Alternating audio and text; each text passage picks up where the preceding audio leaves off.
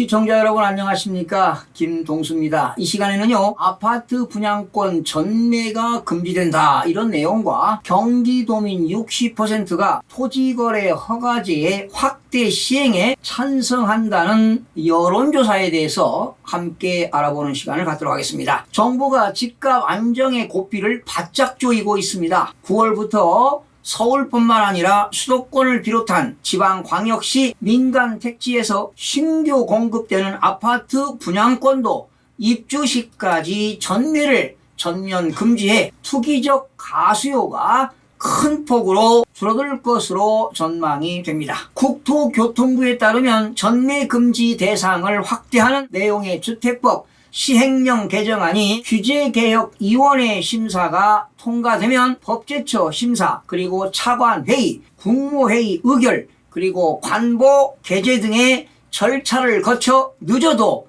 다음 달부터 시행에 들어갈 것으로 보입니다. 현재는 규제지역이 아닌 수도권과 그리고 지방광역시의 민간 택지에서 공급되는 주택은 6개월의 전매 제한 기간을 적용받고 있습니다. 그런데 이번 개정안은 9월부터 규제지역이 아닌 수도권 및 지방광역시 민간 택지에서 신규 공급되는 주택의 전매 제한 기간도 기존 6개월에서 소유권 이전 등기일까지 강화하는 것이 골자입니다. 즉 분양권 전매를 사실상 금지하는 것으로 보면 되겠습니다. 대상은 수도권 과밀억제권 및 성장관리권역과 지방광역시의 도시지역입니다. 이에 따라 앞으로 경기도 가평과 여주 등 일부 자연보존권역을 제외한 수도권 전 지역과 부산, 대전, 울산 등의 주요 도시 지역의 민간 공공분양주택이 모두 전매가 불가능하게 됩니다. 도시지역은 국토계획 및 이용에 관한 법률 중 용도지역의 한 종류로 광역시에서 아파트가 지어지는 토지는 대부분 도시지역으로 지정되어 있습니다. 도시지역은 필지별로 지정되기 때문에 토지이용규제정보 시스템에서 조회하면 해당 토지가 도시지역인지 알 수가 있습니다. 이는 지방광역시를 중심으로 투기 수요자들의 단기간 시장 과열을 유발하는 것을 막기 위한 조치입니다. 앞서 광주와 부산, 대전 등 순으로 청약 경쟁이 뜨겁고 아파트 가격이 급등하는 등 국지적인 과열 현상이 관측된 바 있습니다. 지방에서 분양하는 공공분양 아파트의 전매 제한 기간도 투기 과열지구인 세종시와 대구 수성구, 대전 동구, 중구, 서구, 유성구는 현행 3년에서 4년으로, 그 이외의 지역은 현행 1년에서 3년으로 각각 강화했습니다. 이번 결정은 청약 당첨 이후 분양권에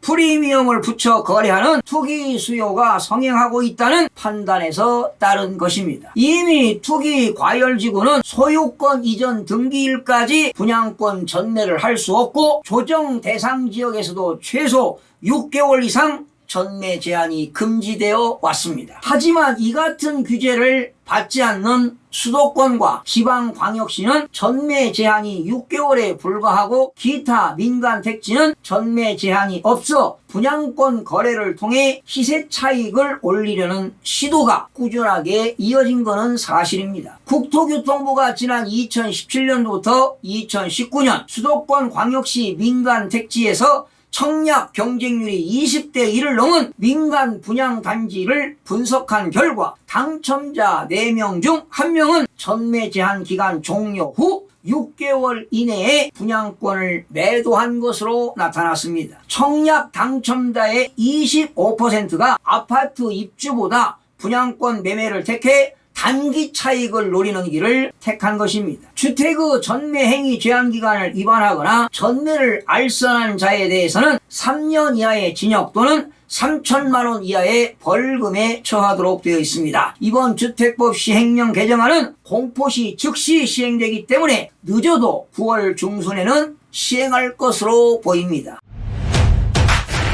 이번 정부의 분양권 전매 금지 결정으로 앞으로 단기 전매 차익을 노리는 투기 수요는 쉽지 않을 것으로 보입니다. 이번에 경기도민 10명 중 6명은 도의 토지거래 허가제 확대 시행에 찬성한다는 여론조사 결과가 나왔는데요. 경기도가 지난 8월 13일, 14일 이틀 동안 18세 이상 도민 1000명을 대상으로 한 여론조사 결과에 따르면 응답자의 60%는 검토 중인 실거주 목적 외의 투기용 부동산 거래를 규제하는 토지거래 허가제 확대 시행에 찬성한다고 답했는데요. 반대는 35%였습니다. 조사 결과를 살펴보면 부동산 시장 안정화를 위해 필요하다가 59%, 과도한 기본권 침해로 필요하지 않다 37%보다 의견이 많았습니다. 도민들은 토지거래 허가제 도입 시 가장 큰 효과로 투기로 인한 과도한 집값 상승 방지가 1순위로 꼽았으며 무주택 실수요자 내 집 마련 확대가